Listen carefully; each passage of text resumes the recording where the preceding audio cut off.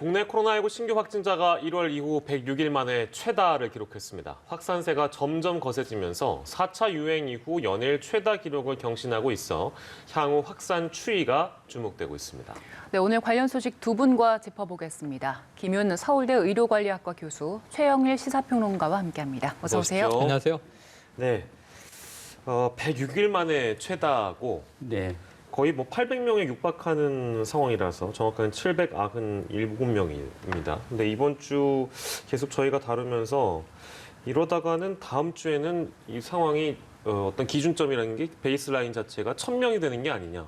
네. 이런 불안한 전망들도 나오는 것 같고요. 현재 추이를 좀 어떻게 보고 계신지 교수님께서는. 예, 3일 연속 700명대고 오늘은 거의 800명대 육박하고 있어서 좀 확진자 수가 많이 늘어나는 것처럼 보이지만 이게 장기적인 추이를 보면 그러니까 최근 일주일간 확진자 수를 그 이전 2주간하고 비교해 보면 네. 한 8%좀 늘었습니다. 예. 그래서 아직은 이제 최근 며칠간 증가세가 좀 가파르기 때문에 향후 추이를 며칠 더 봐야 예. 확실하게 이게 급증 상황인지 아니면 완만한 상승세 상황에서 일별 변동이 있는 상황인지를 좀 구분 가능할 것 같은데요. 예. 아직까지는 급증세라고 판단하기는 이렇게 확실한 그런 상황은 아직 보이고 있는 것 같지는 않습니다. 예, 네.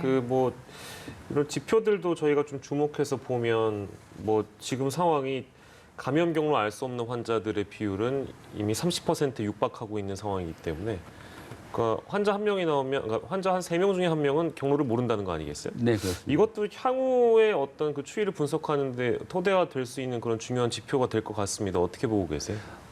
감염 경로를 알 수 없는 환자의 비중이 높다고 하는 것은 확진자 수가 여러 개의 조그만 감염이 모여서 큰 숫자를 만들었다는 것을 의미하는 거고 그만큼 광범위하게 이제 지역 사회에 무증상자나 경증자가 깔려 있는 상황이라고 볼 수 있을 것 같습니다. 그렇기 네. 때문에 이제 이게 4차 유행으로 발전할 가능성이 높고 이게 쉽게 그 확진자 수가 줄어들지 않을 것이라는 예측을 하게 하는 거죠. 예, 네. 아직은 그러면 교수님께서는 4차 유행까지는 아니라고 보고 계신 겁니까? 이게 그 1, 2, 3차 유행과 4차 유행의 양상이 좀 다를 거라고 생각하는데요. 그 네. 이유는 백신 접종 때문입니다. 그러니까 1, 2, 3차 유행에서 대규모 집단 감염을 일으켰던 요양원, 요양병원, 병원의 감염이 지금 접종으로 현저하게 줄어들었거든요. 네네네.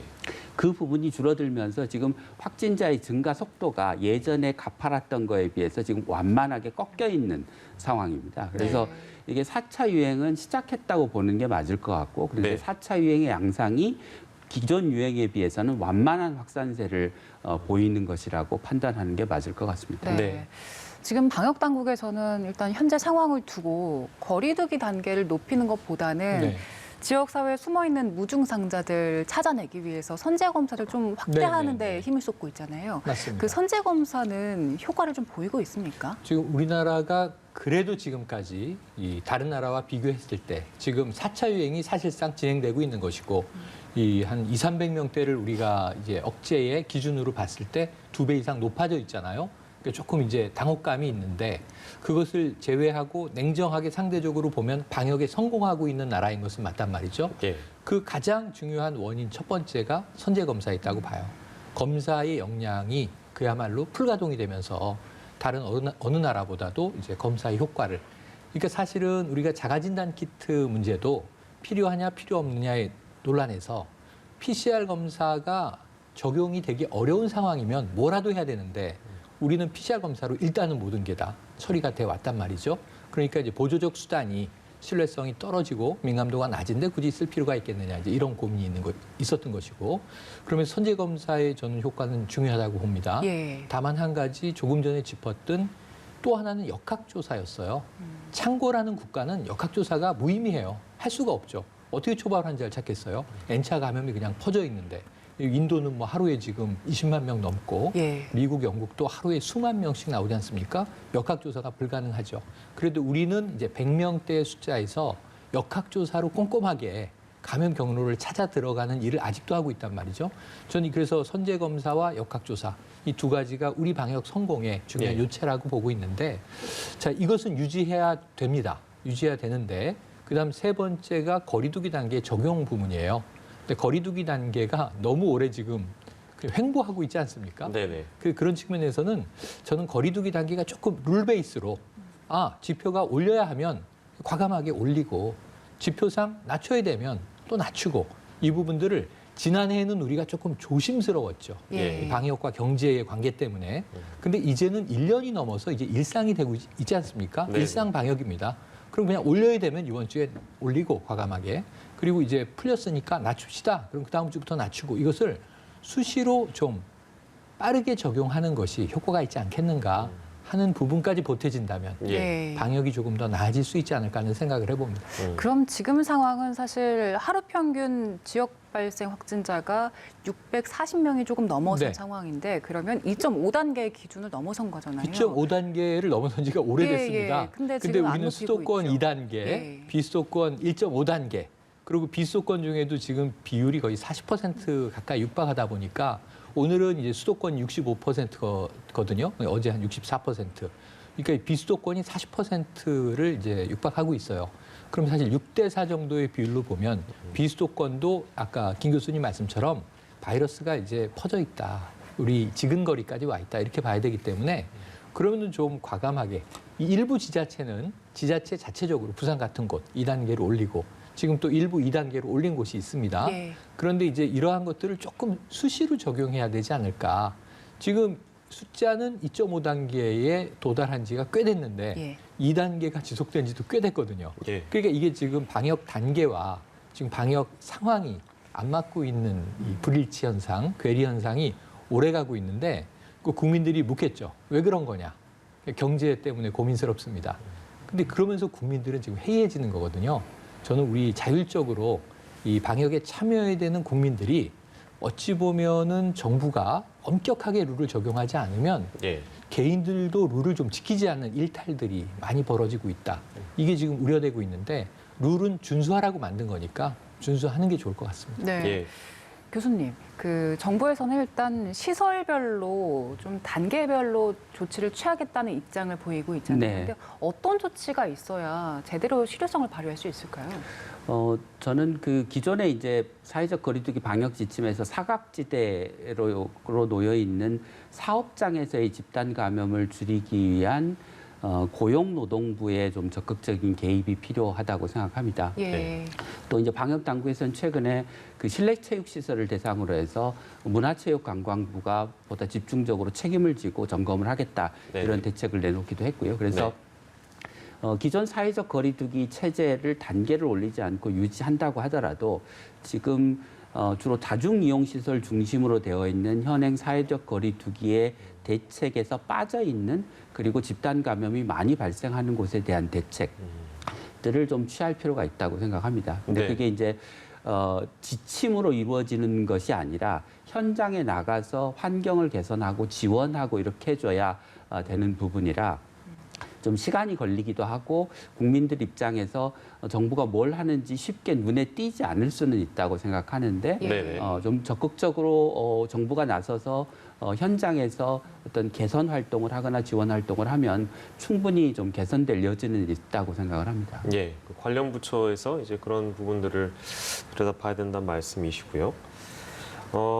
경북 일부 지역에서는요, 지금 그 사회적 거리두기 근본 개편안 이게 이제 시범적으로 적용이 되는데 사적 모임이 이제 8명까지 네네. 증가를 하게 됩니다. 걱정하시는 분들이 있을 것 같은데요. 어떻게 좀 네, 보십니까? 그러니까 이제 단계가 조금 이제 조정이 되는 거죠. 네. 이미 초안은 발표된 지가 한 2개월 이상 됐습니다. 예. 이 1단계는 평시고요. 2단계, 3단계, 4단계 이렇게 돼 있는데 이제 2단계 기준이 지금과 다르게 5인 이상 사적 모임 금지, 집합 금지가 아니고 예. 8인까지, 8인 이하 금지. 이거는 지난 설명절로 가보시면 일본, 중국은 일본은 이제 춘절을 따로 지키지 않으니까 네. 중국의 경우에는 싱가포르도 그렇고 중국 화교권 국가들은 8인 이상으로 했어요. 가족 모임을. 그 하루에 이제 2차례까지 친척 집을 방문할 수 있게. 그래서 우리는 그때도 5인 이상 집합금지가 유지됐고 예. 오히려 명절 지난 이후에 직계 가족은 8명까지 모일 수 있다. 영유아 포함 8명까지 모일 수 있다. 이렇게 이제 바뀐 건데 네. 일부 완화가 된 거죠. 예. 그런데 그 측면에서는 우리가 조금 늦게 대응이 됐는데 사실은 이제는 일반적으로 2단계에서는 8명 이상 집합금지, 그리고 이제 3단계에서 지금처럼 5명 이상 집합금지, 그리고 지금 가장 최고 단계인 4단계가 되면 3인 이상 집합금지가 되면서 사실상 일몰이 되면 집 밖으로 나가지 말라. 이렇게 이제 권고하게 되거든요. 예. 그러니까 이게 지금 문제는 뭐냐면 지금 우리가 1, 2, 3단계 사이에 1.5와 2.5를 집어넣어서 사실상 5단계인데 이게 0.5라고 하는 게 지금 애매한 거죠. 사실은 예. 적용도 잘 안 되고. 그래서 아예 그럴 거라면 이제 1, 2, 3, 4단계로 나누자라고 하는 방식으로 바뀌었고 여기에 소셜 버블 개념이라고 하는 게 적용이 되면서 예. 자율과 책임을 원칙으로 한다. 그래서 이제는 사업장별로 잘 지키고 방역 수칙에 자신 있으면 영업하라는 거죠. 그리고 이제 그렇지 않으면 엄격하게 이제 원 스트라이크 아웃을 적용하겠다라는 룰을 정한 건데 예. 이게 어찌 보면 이제 재보선 이후에 오세훈 서울시장이 이야기한 상생 방역과 유사한 개념이 또 이제 오버랩이 돼 있습니다. 예. 근데 이게 적용이 되면 문제는 한 200명으로 다운되면 적용할 예정이었는데 예. 계속 높이 나오다 보니까 이 예. 적용의 타이밍을 못 잡았던 게 문제예요. 예, 근데 잠시만요. 이제 시범 적용을 한다는 것이죠. 예, 예. 근데 지금 뭐 워낙에 확진자 증가 네. 추세가 좀 엄중한 상황이다 보니까 이게 괜찮을까 하는 이제 우려도 나옵니다만, 근데 기간이 또 짧아가지고요. 네. 일단 상황을 좀 보고 나서 평가를 해도 된다는 의견도 있습니다. 그럼에도 불구하고 기간이 짧으면 오히려 종합적인 평가를 하기에는 좀 부족함이 있을 것 같습니다. 네네. 왜냐하면 한 달 정도는 적용을 해봐야 이게 전환되는데 기존의 구거리두기와 신거리두기의 전환 과정이 분명히 이게 하루아침에 되는 게 아니고 적용의 시간이 있기 때문에 네네. 분명히 혼란이 있거든요. 그 혼란이 어느 정도 빠르게 이제 좀 질서가 잡혀 나가는지, 또 우리 시민들이 얼마나 빠르게 또 변화된 거리두기에 적응이 되는지, 또 시행해 보면 계획 세웠을 때 예상치 못했던 부작용이나 문제들이 현장에서 어떻게 터지는지 이걸 모니터링을 하고 나서 확대해도 되겠다 이렇게 결정을 해야 되는데 네. 일주일은 조금 여러 가지 부족함이 있어 보이는 면이 있어서 아까 드리던 말씀을 잇자면 예. 사실은 이게 좀 우리가 최대한 하루 일일 확진자가 억제된 상황에서 좀 자연스럽게 넘어간다면 좋겠는데 지금 너무나 확진자가 많이 나오는 상황이라 방역 당국이 쉽게 이걸 바꾸는 순간 또 혼란이 야기될 수 있거든요. 그런 상황에서 방역 당국도 새로운 체계에 적응하기 위한 과정도 필요하고 시민 개개인도 이제 그러한 과정이 필요한데 일일 확진자가 또 폭증해버리면 심리적인 혼란에 빠질 수 있거든요. 네. 그게 우려돼서 적용 예정이던 것이 계속 미뤄지고 있는 게 이제 현재까지예요. 하지만 이것은 적용하는 게 저는 옳다고 생각하기 때문에 예. 적용 도입의 방법을 지금 현재 상황에서 고심하다 보니 그럼 특정 지자체에서 우선 시범 적용해보자인데 일주일은 어쨌든 좀 짧아서 아쉽다는 생각은 듭니다. 네. 그리고 지금 몇몇 지역에서만 8명 집합이 가능해지는 네. 거잖아요. 그런데 그간에 코로나 청정 지역이라고 해서 확진자분들이 좀 적은 지역으로 외부에서 많이 갔거든요. 네. 그래서 그 안에서 또 추가적으로 확산이 발생하는 경우들도 있었는데 이번에도 만약에 경북 몇몇 지역에서 네. 8명까지 모일 수 있다 이렇게 됐을 때 외부에서 이동을 하면서 네. 또 감염이 되는 사례가 있지 않을까 이런 걱정도 들거든요. 사실은 저는 이 사회적 거리두기의 어떤 변화된 체계를 적용하려는 실험 때문에 확진자가 확 늘어날 가능성은 오히려 적고 지금 현재 우리나라의 청정 지역은 없다라고 생각하는 게 맞을 것 같습니다. 예. 물론 이제 지자체별로 지금 경남 지역 같은 경우는 요즘 좀 위험해 보입니다. 급속하게 늘어나고 있고 이런 특정 지역들이 있고 이게 집단 감염이 터지면은 숫자가 확 늘어나기도 하고 또는 이게 사실은 일상 속에서의 이제 소소한 지역 감염인데 다수가 나오는 경우가 있어요. 지금 예를 들면 학교, 어린이집, 아까 김 교수님 말씀하신 직장 등등 이제는 뭐 이 어떤 공간의 특성을 따지지 않고 대체로 나오고 있어요. 그래서 우리 청정 지역에 대한 걱정을 할 계제는 아닌 것 같다. 지금 대한민국에 청정 지역 없다. 예. 이렇게 좀 말씀드리고 싶습니다. 예, 알겠습니다. 자가 검사 키트 얘기 저희 해볼 텐데 일단 식약처가 조건부 허가를 한 거잖아요. 네. 근데 어떤 조건인지 좀 알려주신다면요? 조건은 이제 임상시험의 결과를 추후에 제출해서 정식 승인을 받는 거를 전제로 해서 예. 긴급 사용 승인을 해준 것입니다. 그래서 현재는 아마 그 실제로 쓸 기회가 별로 없기 때문에 예. 환자에게 실제 적용해서 나온 뭐 민감도, 특이도 등의 여러 가지 성과를 구체적으로 결과를 제시할 수 없는 상황이기 때문에 예. 먼저 승인해주고 써보면서 근거를 만들어서 제출해라 이런 것입니다. 예. 근데 그동안 참 이 자가검사 키트와 관련해서 굉장히 많은 감론을박이 있어 왔잖아요. 네. 이런 이제 결론을 내리게 된 어떤 의미라고 할까요? 어떤 의미가 있다고 봐야 되겠습니까? 글쎄요, 좀 저는 그 자가진단 키트와 관련된 논란이 좀 지나치게 좀 뭐랄까 확대되어 있다 이런 느낌을 받는데요. 그러니까 우리는 이제 다른 나라들보다 PCR 검사에 대한 접근성이 굉장히 좋기 때문에 대부분 PCR 검사로 해결이 되는데 그렇게 안 되는 좀 고위험 시설 특수한 환경에만 그 자가진단 키트를 쓰면 되는데 이 문제와 관련된 논란이 너무 오래되고 이제 퍼지면서 그 이 자가진단 키트가 갖는 실제적인 중요성보다 너무 이렇게 과도하게 예. 사회적 논란이 벌어진 게 아니냐라는 예. 생각이 들고 예. 차라리 좀 일찍 승인해주고 풀어줬으면 오히려 더 나았겠다 이런 생각을 합니다. 예. 네, 일단 자가검사 키트에 대해서 승인을 하면서 확실히 밝혀뒀습니다. 이건 보조적인 수단이다. 네. 밝혀둔 상황인데 이 검사 키트는 어떻게 사용을 해야 되고 특히 결과는 집에서 자가적으로 사용할 때 어떻게 판단을 해야 됩니까?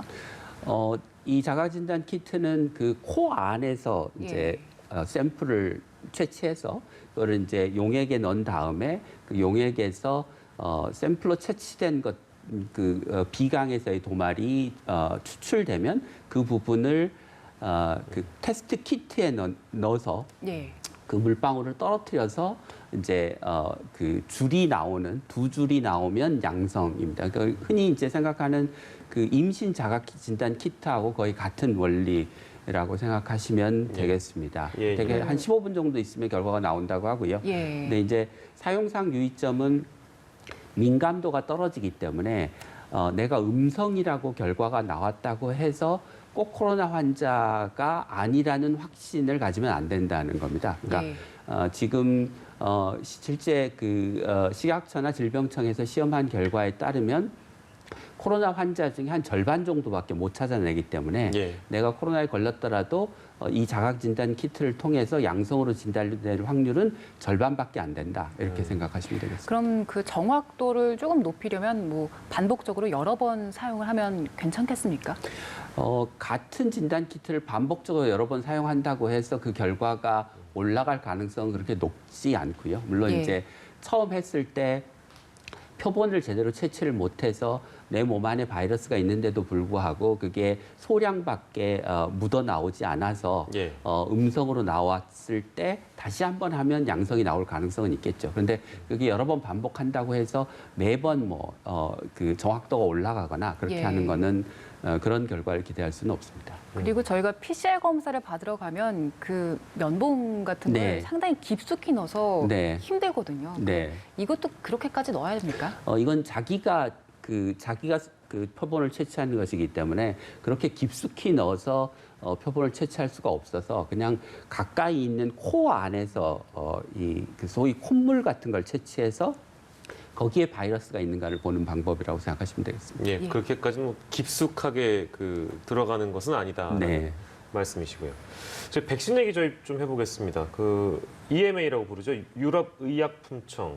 여기 이제 에이지 백신, 아스트라제네카 백신에 이어서 얀센 백신에 대해서도 지금 특이 혈전증 관련해서 어느 정도의 연관성 이걸 인정했기 때문에 국내 접종 계획에도 영향을 미치진 않을까 이제 이런 전망들이 좀 나오고 있는 상황인데 얀센도 그러면은 그 아스트라제네카처럼 30세 이상으로 좀 제한될 가능성이 좀 있다고 봐야 될까요? 어떻습니까? 있다고 봐야 될 것 같습니다. 그러니까 혈전이 발생한 사람들이 주로 젊은 여성에서 발생을 했기 때문에 이제 구체적으로 연령대별 발생률과 백신을 접종했을 때 편익을 따져봐서 그 접종 대상을 아마 방역 당국이 정할 것 같습니다. 예, 그 아무튼 좀 지켜봐야 되긴 할 텐데.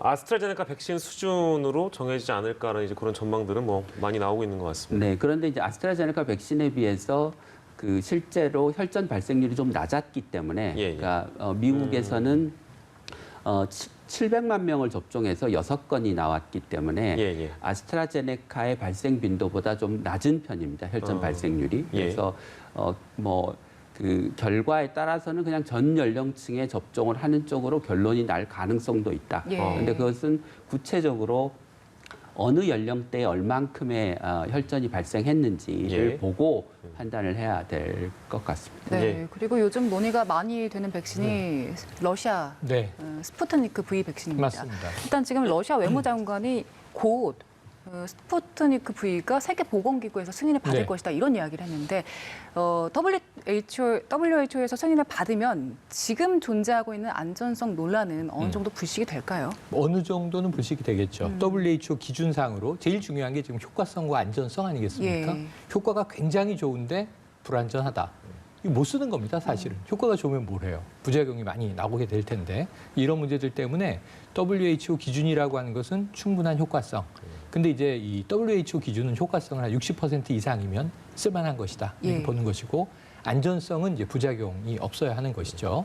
그래서 오히려 안전성 측면에서는 좀 신뢰를 획득하게 될 것 같고 이미 60여 개국에서 승인을 받았어요. 네. 그럼 전 세계에서 지금 아랍권 국가, 중동에서는 꽤 많이 이걸 쓰고 있고요. 알제리 등을 비롯해서 지금 아랍에미리트, 지금 이 레바논의 경우가 백신 접종률이 굉장히 높아요. 세계 3위 정도 됩니다. 예, 예. 그러니까 의외로 우리가 알고 있는 것과 다르게 지금 이스라엘, 미국, 영국보다도 칠레하고 예. 그리고 이제 이 레바논이 높은데 예. 이 거의 스푸트니크 V를 많이 또 접종을 하고 있는 상황이라 예, 예. 지금 이 실전에서 임상 결과가 엄청나게 쌓이고 있다. 이걸 WHO가 충분히 보게 될 것 같고요. 예. 그리고 이제 효과성 자체는 지금 영국의 의학 잡지 랜싯에 실리면서 화이자나 모더나보다 효과가 더 좋은 거 아닌가. 그래서 어찌 보면 지난해 8월에는 푸틴 대통령이 느닷없이 이게 등록됐다라고 예. 세계 1호 코로나 백신이라고 선언할 때 좀 빈축을 샀었는데 네. 그 이후에는 평가가 많이 바뀌고 있는 게 사실이거든요. 그래서 우리는 이것도 지금 백신이 부족할 경우에 쓸 수 있는 대체 백신으로 국내 승인이 가능한지를 그 가능성을 검토하는 단계니까 예. 국제적인 흐름과 발맞춰서 같은 보조를 맞춰 나가면 우리나라만 특별히 문제가 생길 것은 없는데 아까 얀센에 대해서 김 교수님 예측해 주신 것과 비슷한 또 고민이 좀 있는 거예요. 이게 전달체 백신 방식, 예. 아데노바이러스 계열의 전달체 백신 방식이라는 면에서는 이 아스트라제네카나 얀센하고 같은 또 계열의 백신에 속하기 때문에 혈전 문제가 생길 우려가 있다라고 하는 이야기가 또 선제적으로 나오고 있거든요. 예. 그래서 이 대목은 우리가 이미 경험하고 있는 거니까 더 예의주시해서 안전성을 우리가 확보하기 위한 검증 과정에서 임상적 자료를 더 꼼꼼하게 들여다보게 되지 않겠는가 이렇게 생각을 해봅니다. 네, 알겠습니다. 오늘 코로나19 관련 내용 저희가 좀 다뤄봤고요. 두 분의 전문가와 오늘 이 시간 함께 했습니다. 최영일 평론가는 이어지는 시간 더 함께 해주실 거고요. 김윤 서울대 의료관리학과 교수는 여기서 인사드리도록 하겠습니다. 고생하셨습니다.